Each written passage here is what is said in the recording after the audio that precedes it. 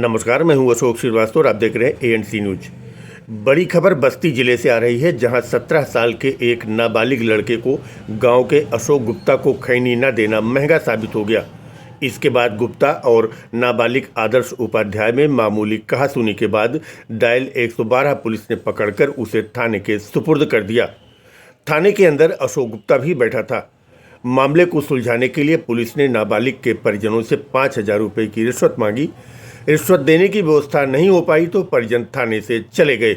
उसके बाद नाबालिग की पुलिस ने तरीके से पिटाई कर दी। पिटाई से उसके मुंह से खून आ रहा था। ये आरोप उस नाबालिग लड़के की मां ने लगाया है। पिटाई करने के एक दिन बाद जब उसकी तबीयत बिगड़ी तो उसे छोड़ दिया गया। परिजन उसे लेकर सीएचसी गए, जहां उसकी मौत हो गई। अस्पताल के डॉक्टरों ने पुलिस को सूचना दी तो पुलिस ने शव को कब्जे में लेकर विधिक कार्रवाई करते हुए पीएम के लिए भेज दिया। अब पीएम होने के बाद परिजन शव ले जाने से इनकार कर दिए।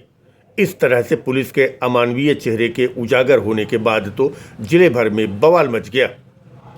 बस्ती जिले के दुबौलिया थाना क्षेत्र के उभाव गांव निवासी नाबालिग आदर्श उपाध्याय को गांव के अशोक गुप्ता को खैनी न देने के बाद मामूली कहासुनी हो गई।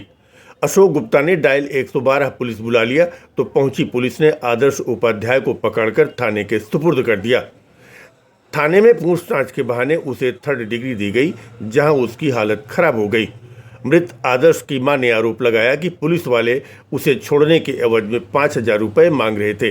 रुपए नहीं देने पर उसके साथ इस अमानवीय घटना को अंजाम दिया गया। पीएम हाउस पर बीजेपी नेताओं का जमावड़ा शुरू हो गया।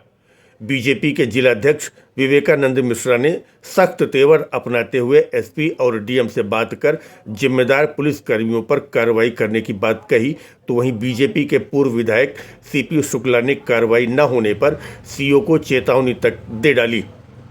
पूर्व मंत्री राजकिशोर सिंह व विधायक अजय सिंह ने मृतक के माता पिता को न्याय दिलाने का भरोसा दिलाया। घटना की जानकारी होते ही दर्जा प्राप्त राज्य मंत्री महेश शुक्ला भी मौके पर पहुंचे और पीड़ित परिवार से मिलकर उन्हें न्याय दिलाने का भरोसा दिलाया। अभी पीएम हाउस पर गहमा गहमी चल ही रही थी कि समाजवादी पार्टी और कांग्रेस पार्टी के भी नेता पहुंच गए और पुलिसिया कार्रवाई का विरोध करने लगे। सपा नेता प्रवीण पाठक परिवार को न्याय की मांग पर डट गए और थानेदार और सिपाहियों पर एफआईआर, मुआवजा और नौकरी की मांग करने लगे। गौरतलब रहा कि सत्ता पक्ष के दर्जन भर कद्दावर नेताओं की भी पुलिस के अधिकारी नहीं सुन रहे थे। इसके बाद बीजेपी नेता अपनी ही सरकार के प्रति लामबंद होकर डीएम कार्यालय पहुंचकर पुलिस के खिलाफ नारेबाजी करते हुए जिम्मेदारों पर कार्रवाई न होने तक धरने पर बैठ गए। इसके बाद डीएम रवीश कुमार गुप्ता बीजेपी जिलाध्यक्ष से वार्ता करने आ गए। जिलाध्यक्ष से वार्ता और सत्ता पक्ष और विपक्ष के नेताओं की लामबंदी से दबाव में आए प्रशासन ने दुबौलिया इंस्पेक्टर जितेंद्र सिंह को लाइन हाजिर करते हुए एक दरोगा और एक सिपाही को तत्काल प्रभाव से सस्पेंड करने का फरमान जारी कर दिया। अधिकारियों ने कहा कि पीएम रिपोर्ट और जांच के आधार पर कार्रवाई की जाएगी। अब कोई इन साहब से ये पूछे कि क्या जांच रिपोर्ट और कार्रवाई के बाद मृत आदर्श उपाध्याय को जिंदा उसकी मां को वापस कर देंगे? अब बड़ा सवाल ये भी उठता है कि रक्षक ही कैसे भक्षक बन गया। इस लाइन हाजिर करने की प्रक्रिया से क्या उस पीड़ित परिवार को उसका 17 साल का बेटा वापस मिल जाएगा? ये अमानवीय कार्य करने वाले पुलिसकर्मी क्या इतने संवेदनहीन हो गए कि एक खैनी न देने पर मामूली कहासुनी के बाद किसी के साथ इस तरह का बर्ताव किया जाना उचित है? रिश्वतखोरी में पुलिस इतना मशगूल हो गई कि नाबालिग आदर्श उपाध्याय की जान की कीमत 5,000 रुपये आंकी गई। रिश्वत नहीं मिली तो उसे मार पीट कर अधमरा कर दिया गया, जिसकी बाद में अस्पताल में मौत हो गई। वहीं आदर्श के शव को पकड़कर उसकी मां जिस तरह से रो रही थी, लोगों का कलेजा हिल गया। उधर पुलिस ने गांव के अशोक गुप्ता की तहरीर पर आदर्श के खिलाफ मारपीट का केस दर्ज कर लिया। माना जा रहा है कि पुलिस अपनी गर्दन बचाने के लिए मृतक के नाम केस दर्ज कर लिया है। सूत्रों की माने तो जिले की एक टीम के लोग उसे चोरी के मामले में मुलजिम बनाना चाह रहे थे। सभी लोगों ने आदर्श की पिटाई की और हालत बिगड़ने पर उसे आनन फानन में परिजनों के हवाले करके अपने बचाव में जुट गए। रास्ते में परिजनों को आदर्श ने बताया भी था कि पुलिस वालों ने उसे रात भर पिटाई किया है। आपको बता दें कि 15 मई 2011 को दुबौलिया थाने पर पुलिस की पिटाई से विष्णुदासपुर निवासी नागेंद्र सिंह की भी मौत हो गई थी। नागेंद्र सिंह की मौत होते ही पुलिस के हाथ पांव फूल गए तो पुलिस उसे आनंद फानन में इलाज के लिए CHC कप्तानगंज ले गए, लेकिन वहां पर डॉक्टरों ने नागेंद्र को मृत घोषित करते हुए अस्पताल में भर्ती करने से ही इनकार कर दिया था। मामले में कप्तानगंज के पूर्व विधायक राणा कृष्ण किंकर सिंह ने पीड़ित परिवार का सहयोग करते हुए मामले में SI छोटकन यादव, कांस्टेबल प्रभुनाथ यादव, ओम प्रकाश यादव के ऊपर केस दर्ज कराया था, जबकि मुहर्रिर दुर्गा प्रसाद सिंह मामले में बच गए थे। न्यायालय ने तीनों पुलिसकर्मियों को कई साल तक जेल में रखा था। Bureau report ANC news. गए थे थाने पे, ये 4 सिपाही आए थे तो 2 सादे ड्रेस में थे और 2 ड्रेस में थे।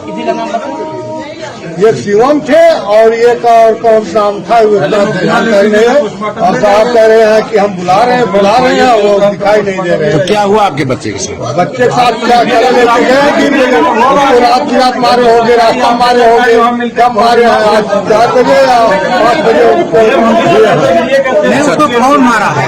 सिपाही लोग मारे होंगे और कौन मारा है। तो फिर आप यहाँ लेके आए CHC पे? तो यहाँ लेके आए तो यहाँ से रिफर कर दिए कुछ दूर गया बस तो अब जनपद बस्ती के थाना दुबौलिया अंतर्गत ग्राम उभाई के आदर्श उपाध्याय पुत्र ओम प्रकाश उपाध्याय, जिनकी उम्र लगभग 17 वर्ष के आसपास थी, कल 25 मार्च 2025 को CHC हरैया में मृत्यु की सूचना प्राप्त हुई थी। तात्कालिक रूप से स्थानीय थाना और उच्चाधिकारियों के स्तर से मौके पे पहुंच करके और उनके परिजनों से वार्ता करने के उपरांत उनका मृत्यु का कारण स्पष्ट करने हेतु नियमानुसार पंचायतनामा भर करके वीडियोग्राफी में पैनल के माध्यम से पोस्टमार्टम कराए जाने के लिए भेजा गया था।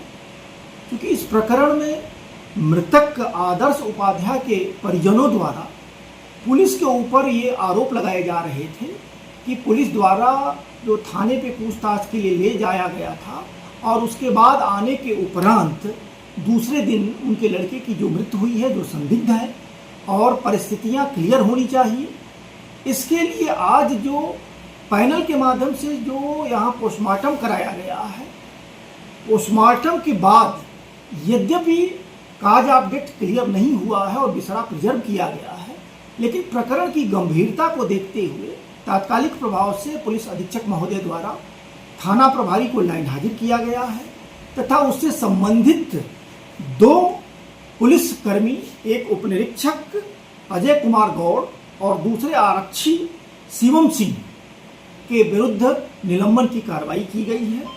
पुलिस की पारदर्शिता बनी रहे, इस कारण से इसमें विधिक कार्रवाई कराई जा रही है।